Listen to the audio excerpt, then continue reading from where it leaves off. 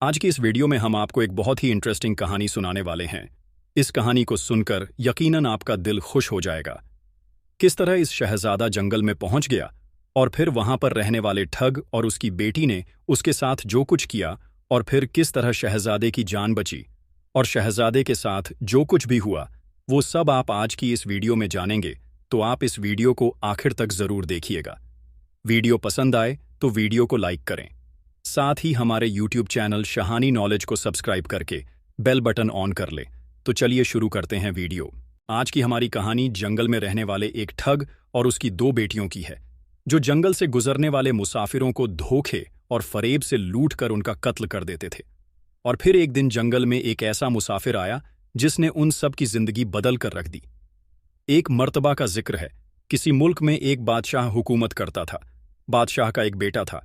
एक मर्तबा किसी वजह से बादशाह अपने बेटे से नाराज हो गया और उसने शहजादे को अपने मुल्क से निकाल दिया। बादशाह ने कहा, 1 साल तक तुम्हारा इस शहर के अंदर आना माना है। अगर तुमने हमारे मुल्क की सरहदों में कदम रखा तो तुम्हारे साथ अच्छा नहीं होगा। शहजादा बहुत ही उदास हुआ और उसने अपने साथ गुजारे के लिए 4 लाल और कुछ सोने की अशर्फियां ली और फिर दिल पर पत्थर रखकर उदास मन के साथ अपने महल को छोड़ दिया और अपने सफर पर चल पड़ा। चलते चलते जब वह शहर से काफी दूर निकल गया तो उसे वहां पर एक फकीर की कुटिया दिखाई दी। शहजाद उस फकीर की कुटिया में गया और उसको सलाम करके अदब से एक तरफ बैठ गया। जब फकीर ने उसका उदास चेहरा और उसके जिस्म पर शाही लिबास पहने हुए देखा तो उसने शहजादे से पूछा, बेटा तुम कौन हो और यहां कैसे आए, क्यों आए हो? शहजादा बोला, मैं बादशाह आलमगीर का बेटा शहजादा शाहनवाज हूं और मुझे मेरे वालिद ने मुल्क से निकाल दिया है, इसीलिए मैं परदेस जा रहा हूं। 1 साल के लिए मुझे मुल्क से निकाल दिया गया है। रास्ते में मुझे आपकी कुटिया दिखाई दी तो मेरे दिल में आया कि मैं आपको सलाम करता चलूं।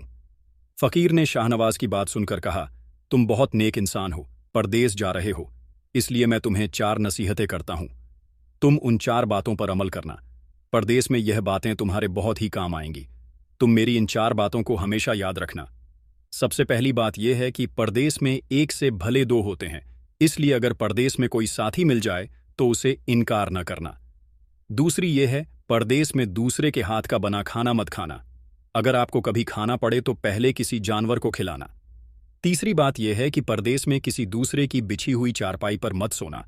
अगर कभी सोना पड़े तो सोने से कब्ल बिस्तर को अच्छी तरह से झाड़ लेना। और चौथी और आखिरी बात यह है कि अगर तुम दुश्मनों के शिकंजे में फंस जाओ तो जहां तक हो सके नरमी और दिमाग से काम लेना। ज्यादा जोश परदेस में नुकसानदेह है। हर मसले का हल लड़ाई झगड़ा नहीं होता और सूझबूझ और बातों से अपना मसला हल करना। लड़ाई झगड़े से जितना हो सके उतना बचना। फकीर ने यह सारी बातें उस शहजादे को बताकर कहा, मेरी इन बातों को हमेशा याद रखना। शहजादे ने फकीर की बातों को ध्यान से सुना और फिर फकीर को सलाम करके परदेस के लिए चल पड़ा। जब चलते चलते बहुत दिन गुजर गए तो वह एक जंगल में पहुंचा। वहां उसने देखा कि एक चील एक कछुए के बच्चे को लेकर उड़ी जा रही है और वह बच्चा उस चील के पंजे से निकलकर नीचे गिर गया है। शाहनवाज ने कछुए के बच्चे को तड़पते देखा तो उसे उसके ऊपर बड़ा रहम आया और उसने दिल में सोचा कि इस बच्चे को पालना चाहिए। इस बच्चे को पालने से 2 बातें होंगी। पहले तो यह कि इस बच्चे की जान बच जाएगी और दूसरी यह कि फकीर की कही गई पहली बात भी पूरी हो जाएगी कि सफर में एक से भले 2 होते हैं और इससे बातें करते हुए दिन भी आसानी से बीत जाएंगे। यह सब सोचकर शाहनवाज ने कछुए के बच्चे को अपने साथ ले लिया। अब सफर में उसके साथ वह कछुए का बच्चा भी हो लिया। कुछ दिन सफर के बाद शहजादे को एक अच्छी सी जगह दिखाई दी। उस जगह पर पहुंचकर उसने खाना खाया और पानी पिया और फिर कछुए के बच्चे से बोला, तुम यहां बैठो, मैं जरा थोड़ी देर सो लेता हूं। ये कहकर शहजादा शाहनवाज एक पेड़ के नीचे सो गया। उस पेड़ के ऊपर एक सांप और कौवा रहते थे। उन दोनों का यह दस्तूर था कि जब भी कोई मुसाफिर उस पेड़ के नीचे ठहरता था तो सांप उसे डस लेता और कौवा उसकी आंखें निकाल लेता। सांप ने जब मुसाफिर को सोते हुए देखा तो वह पेड़ के नीचे उतरा और शहजादे के करीब आकर उसको डस लिया। सांप के डसते ही शहजादा बेसुध हो गया। कुछ देर बाद कौवा पेड़ से नीचे आया और उसने शहजादे की आंखें निकालना चाही, लेकिन इस वक्त कछुए ने उसे झपट लिया और उसकी गर्दन को मुंह में दबा लिया। कौवे ने बहुत जोर लगाया मगर कछुए ने उसको न छोड़ा। तब कौवे ने सांप को आवाज दी। कौवे की आवाज सुनकर सांप आ गया और उसने कछुए की पीठ पर डंक मारा, लेकिन कछुए ने अपना मुंह अंदर कर लिया। सांप ने कई बार ऐसा किया, लेकिन जब वह कछुए की पीठ पर डंक मारता तो कुछ ना होता, क्योंकि कछुआ हर बार अपना मुंह अंदर कर लेता। और जब सांप का बस कछुए के ऊपर नहीं चला तो उसने कछुए से दरख्वास्त की कि तुम मेरे दोस्त को छोड़ दो, लेकिन कछुए ने सांप से साफ इनकार कर दिया कि मैं तुम्हारे दोस्त को नहीं छोड़ूंगा। तुमने मेरे दोस्त को दस लिया है और अब मैं तुम्हारे दोस्त की भी जान ले लूंगा। सांप ने कहा, अगर तुम मेरे दोस्त को छोड़ दोगे तो तुम्हें तुम्हारे दोस्त के अंदर जो भी जहर गया है और जहां मैंने उसके कांटा है उस जगह से मैं वह सारा जहर पी लूंगा। कछुए ने कहा, ठीक है, तुम पहले ऐसा करो, फिर मैं तुम्हारे दोस्त को छोड़ दूंगा। तभी सांप शहजादा शाहनवाज के पास गया और उसके जिस्म से जहर को खींचने लगा। जब वह सारा जहर खींच चुका तो उसने कछुए से कहा कि अब तो तुम मेरे दोस्त को छोड़ दो। कछुए ने जब देखा कि शहजादे को होश आ रहा है, उसका जहर खत्म हो रहा है, तो उसने कौवे को छोड़ दिया। और जब शहजादा शाहनवाज को होश आया तब कछुए ने उसे सांप के डसने का सारा माजरा सुनाया। कछुए की बात सुनकर शहजादे के दिल में उसी वक्त फकीर की बताई हुई पहली बात आई कि परदेश में एक से भले दो होते हैं। उसने दिल में सोचा कि उसे फकीर ने सच कहा था और यह बात मेरे काम भी आई, वाकई एक से भले दो होते हैं। उसने दिल ही दिल में उस फकीर को शुक्रिया किया और आगे बढ़ चला। चलते चलते कुछ दिनों के बाद जब वह समुद्र के किनारे पहुंचा तब कछुए के बच्चे ने कहा, दोस्त, मेरा मुल्क आ गया है। अगर तुम कहो तो मैं अपने माँ बाप से मिल आऊं, उनसे बिछड़े हुए काफी दिन हो गए हैं, वह बहुत उदास होंगे। शाहनवाज ने उसे जाने दिया और रात को वहीं समुद्र के किनारे उस जंगल में ही ठहर गया जिस जंगल में शहजादा ठहरा हुआ था। इस जंगल में वहां से कुछ दूर एक ठग रहता था। उसे ठग की 2 बेटियां और 4 बेटे थे और वह लोग उसे जंगल से गुजरने वाले मुसाफिरों को लूट लिया करते थे। उस ठग की बड़ी बेटी खजाने की खुशबू दूर से ही सूंघ लेती थी। जब भी कोई राहगीर उस तरफ से निकलता, उस जंगल से गुजरता, तो उसके पास जो भी कीमती सामान होता, कीमती अशिया होती, वह ठग की बेटी जान लेती कि उनके पास क्या क्या है। उसे उस चीज की महक आ जाती थी। आज फिर से उसे बहुत दिनों बाद खजाने की महक आई और उसने अपने वालिद से कहा, ऐसा लग रहा है जैसे इस जंगल में कोई राहगीर आया हुआ है और उस राहगीर के पास 4 लाल है। अगर तुम उस राहगीर को मेरे पास ले आओ तो उससे लाल लेना मेरा काम होगा। अगर वह लाल हमको मिल जाएंगे तो हम लोग मालामाल हो जाएंगे और हमें सारी जिंदगी कमाने की जरूरत नहीं पड़ेगी। हमारे दिन सुधर जाएंगे, लेकिन उस राहगीर को मारना मत, उसे जिंदा ही मेरे पास लेकर आना। ठग अपने बेटों के साथ उसी वक्त जंगल में शहजादे की तलाश में निकल पड़ा और थोड़ी ही देर चले होंगे कि उन्होंने देखा एक आदमी पेड़ के नीचे सो रहा है। उसे देखकर उन्होंने सोचा कि शायद यह वही राहगीर है जिसके पास लाल है। वह शहजादे के पास गए और उससे बातचीत करने लगे। उन्होंने शहजादे को बातों में ले लिया और कहा कि जंगल में रात कैसे काटोगे? मुसाफिर लगते हो, चलो आज रात हमारी कुटिया में चलो और वहीं पर रात गुजारना और खाना खाना। हम लोगों का मामूल है कि यहाँ पर अगर कोई भी परेशान हाल इंसान हमें दिखता है या कोई भी मुसाफिर इस जंगल में आता है तो हम लोग उसको अपने साथ अपने घर ले जाते हैं, उसकी खातिर तवाज़ो करते हैं ताकि उसे जंगल में रहने वाले दरिंदों से कोई भी परेशानी ना हो, कोई दरिंदा उसे नुकसान न पहुंच सके। शहजादे को उनकी बातें अच्छी लगी। वह लोग उसे बहुत ही भले मालूम हुए। शहजादे ने सोचा, ये लोग ठीक कह रहे हैं, अगर मैं यहां रहा तो शायद कोई दरिंदा मुझे नुकसान पहुंचा दे, और यह लोग काफी भले भी मालूम होते हैं। कितने नेक लोग हैं जो मुसाफिरों का इतना ख्याल करते हैं। शहजादा उनके साथ चल पड़ा। कुटिया में पहुंचकर शहजादे को एक जगह बैठा दिया गया और वह ठग अपनी बेटी के पास गया और कहने लगा, मैं इस मुसाफिर को ले आया हूं, अब इससे लाल निकलवाना तुम्हारा काम है। ठग की बड़ी बेटी ने पूरे यकीन के साथ कहा कि आप लोग परेशान मत हो, मैं ऐसे लाल हर कीमत पर निकलवा कर रहूंगी। उस ठग की छोटी बेटी ने जब शहजादे शाहनवाज को देखा तो वह दिलो जान से उसके ऊपर फिदा हो गई। पहली ही नजर में वह अपना दिल उस नौजवान शहजादे को दे बैठी। भाइयों के डर से वह कुछ कह सकी, लेकिन दिल ही दिल में उसको बचाने के बारे में सोचने लगी। कुछ देर बाद ठग की बड़ी बेटी ने खाना बनाया और उसमें जहर मिला दिया। वही खाना उसने शहजादे को दे दिया। जब थाल शहजादे के सामने आया तो उसने खाने के लिए निवाला तोड़ा ही था कि उसे फकीर की कही गई दूसरी बात याद आ गई। उसने प्लेट में से थोड़ा सा खाना निकालकर वहां मौजूद कुत्ते के सामने डाल दिया। जैसे ही उस खाने को कुत्ते ने खाया, वह उसी वक्त मर गया। यह देखकर शहजादे ने खाना नहीं खाया और उसने अपने दिल में सोचा कि फकीर की कही गई दूसरी बात भी मेरे काम आ गई। अपनी इस साजिश को बेकार जाता देख ठग की बेटी को बहुत गुस्सा आया, पर वह अपने गुस्से को अंदर ही अंदर पी गई और उसने शहजादे के लिए सोने के पलंग को तैयार करवाया और उससे कहा, जाओ राहगीर, ऊपर के कमरे में तुम्हारे आराम करने के लिए बिस्तर तैयार करवा दिया गया है। अब तुम आराम करो, कई दिनों के सफर से तुम थक चुके होंगे। शहजादा जब ऊपर आया तो उसने देखा कि बहुत ही धुली हुई चादर पलंग पर बिछी हुई है और बहुत दिनों बाद शहजादे को ऐसा बिस्तर दिखाई दिया था। उसने सोचा कि कई दिनों बाद चैन की नींद सोने मिलेगी। जो हुआ सो हुआ। अब वह जैसे ही पलंग पर बैठने वाला था तो उसे फकीर की कही गई तीसरी बात याद आ गई कि हमेशा अपने बिस्तर को झाड़कर सोना, परदेश में किसी के बिस्तर पर ऐसे ही मत सो जाना। जैसे ही उसने बिस्तर को झाड़ा तो उसके होश उड़ गए। वह बिस्तर एक कच्ची सूत से तैयार किया गया था जिसके नीचे आग का कुआं था। शहजादे ने देखा कुएं के अंदर आग के अंगारे दहक रहे थे। उसने सोचा फकीर की तीसरी बात भी काम आई और उसने एक बार फिर से दिल ही दिल में फकीर का शुक्रिया किया और पास पड़ी हुई एक टूटी हुई चारपाई पर लेट गया।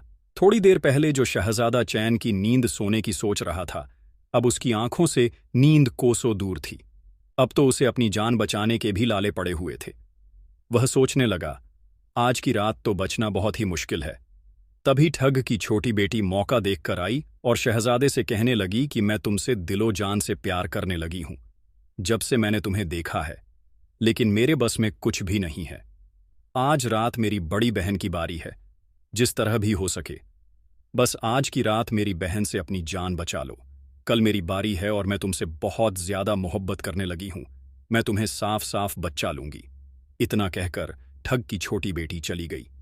जब सब लोग खाना खा चुके तो ठग की बड़ी बेटी ऊपर बने कमरे में चली आई।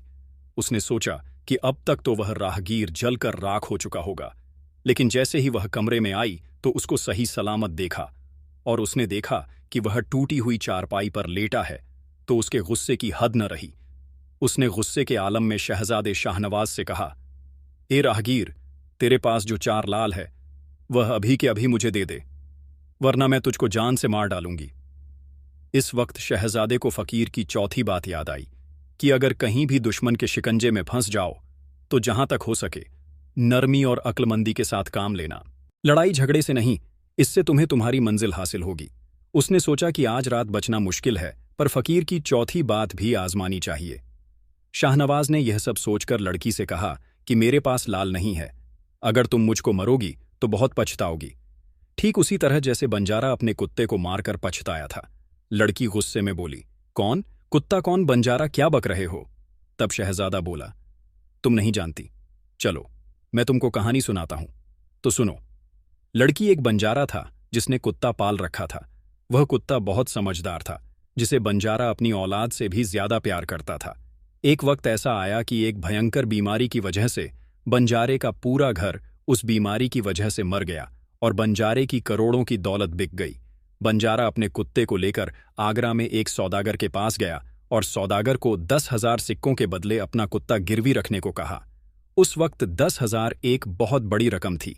पहले तो सौदागर ने बंजारे को मना कर दिया, लेकिन फिर कुछ सोचकर उसने बंजारे को 10,000 सिक्के दे दिए। कुछ ही वक्त गुजरा कि एक रात उस सौदागर के घर डाकू घुस गए। बंजारे का कुत्ता सब कुछ देख रहा था। उसने सोचा, भौंकू, लेकिन घर वाले सब उठ जाएंगे और डाकू उनको भी मार डालेंगे। वह चुपचाप उनको देखता रहा। जब डाकू सौदागर के घर चोरी करे हुए माल को लेकर चल गए तो कुत्ता चुपचाप उनके पीछे चल दिया। सौदागर के पास इतनी दौलत थी कि डाकू से निकाल तो लाए, अब वह उनसे लेकर चला भी नहीं जा रहा था। दिन भी निकलने के करीब ही था। डाकू ने सोचा कि क्यों ना उस दौलत को एक तालाब के अंदर छुपा दिया जाए और बाद में आकर हम यहां से निकाल कर ले जाएंगे। कुत्ता डाकुओं की सारी हरकतें देख रहा था। वह सब कुछ देखकर चुपचाप घर वापस आ गया। जब सुबह हुई तो सौदागर के घर में कोहराम मच गया था और डाकू सारी दौलत निकालकर जा चुके थे। सौदागर का रो रो कर बुरा हाल था। आसपास के लोग उसे दिलासा दे रहे थे। सौदागर ने रोते रोते कहा, मैंने सुना था बंजारे का कुत्ता बहुत समझदार है, पर यह नमक हराम तो एक बार भौंका तक नहीं। तभी बंजारे का कुत्ता उस सौदागर को पकड़कर खींचने लगा। उसके कपड़े पकड़कर एक तरफ खींचने लगा। कुत्ते की हरकत देख पास खड़े एक समझदार इंसान ने सौदागर से कहा, सौदागर, लगता है यह कुत्ता कुछ कहना चाह रहा है। हमें इसकी बात सुननी चाहिए, समझनी चाहिए। यह हमें कहाँ ले जाना चाहता है। सभी लोग कुत्ते के पीछे पीछे चल दिए। सबको लेकर कुत्ता इस तालाब के पास पहुंच गया जहां रात को डाकुओं ने सारा माल छुपाया था, और तालाब में घुसकर अशर्फियों से भरी थाली अपने मुंह में दबाकर बाहर ले आया। तुरंत सौदागर के नौकर ने उस तालाब में छलांग लगा दी और चोरी किया हुआ सारा माल बरामद कर लिया। यह सब देखकर उस सौदागर की आंखों में आंसू आ गए और वह कुत्ते के पास आया और उससे कहा कि मुझे माफ कर देना, मैंने तुम्हें बहुत बुरा भला कहा है। उसी वक्त सौदागर ने एक कागज मंगवाया और वहीं पर एक खत उसने बंजारे के नाम लिखा, तेरे कुत्ते ने मेरे 10,000 पूरे कर दिए। मैं तेरे कुत्ते को तेरे पास वापस भेज रहा हूं। अगर तुम्हें और भी पैसों की जरूरत हो तो मेरे पास आकर ले जाना। इतने समझदार कुत्ते को मेरे पास छोड़ने के लिए तुम्हारा बहुत बहुत शुक्रिया। सौदागर ने वह खत कुत्ते के गले में डाल दिया और उससे बंजारे के पास वापस जाने को कहा। कुत्ता घूमता घूमता जब 4-5 दिन बाद बंजारे के पास पहुंचा तो कुत्ते को आता देख बंजारे के तन बदन में आग लग गई और उसने कहा कि मैं तुझको सौदागर के पास गिरवी रखा था और तू वहां से भाग आया। तूने मेरी बेइज्जती करवा दी। और वह गुस्से में अंधा हो गया। उसी वक्त वो अपनी तलवार निकाल लाया और उसने कुत्ते की गर्दन काट दी और वहीं कुत्ते के पास ही बैठ गया। कुछ देर बाद जब उसकी नज़र उस खत पर पड़ी जो कुत्ते के गले में थी तो वह उसे निकालकर पढ़ने लगा और उसको पढ़ते ही वो दहाड़े मार मार कर रोने लगा। लेकिन अब क्या हो सकता था, कुत्ता तो मर चुका था। बंजारे की कहानी को सुनने के बाद शहजादा ठग की बेटी से कहता है कि चलो एक और कहानी सुनो लड़की। एक बादशाह के पास बहुत ही समझदार तोता था। वह तोता बहुत ही चालाक था। एक दिन बादशाह अपने तोते के साथ नदी में नहाने के लिए गया और उसको वहीं पर बाहर बैठाकर खुद नदी के अंदर छलांग लगा दी। तभी तोते की नज़र एक फल के ऊपर पड़ी। वह फल देखने में बहुत ही अजीब था। तोते ने कहा कि यह तो अमर फल है जिसको खाकर इंसान जवान और खूबसूरत हो जाता है। ये फल पास ही नदी में बहता हुआ आगे बढ़ रहा था। वह उसको नदी से बाहर निकाल लाया और बादशाह के आने पर उसको वह फल देते हुए बोला, आप भी मेरे साथ ये फल खा लीजिए। बादशाह ने कहा, मैं अकेला इस फल को खाकर क्या करूंगा। मैं इस फल को अपने साथ महल लेकर जाऊंगा और वहां बाग में इसको लगवा दूंगा, और जब इस पर फल आएंगे तब सारा परिवार खा लेगा।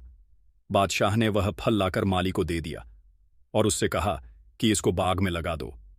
माली ने ऐसा ही किया। कुछ अरसे बाद पेड़ फल फूल गया और उसमें फल लगने लगे।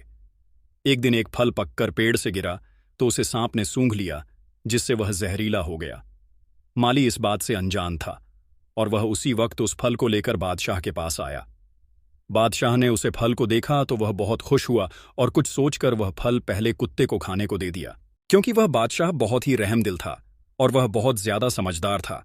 वह जानता था कि बिना सोचे समझे किसी भी चीज को खाना ठीक नहीं है।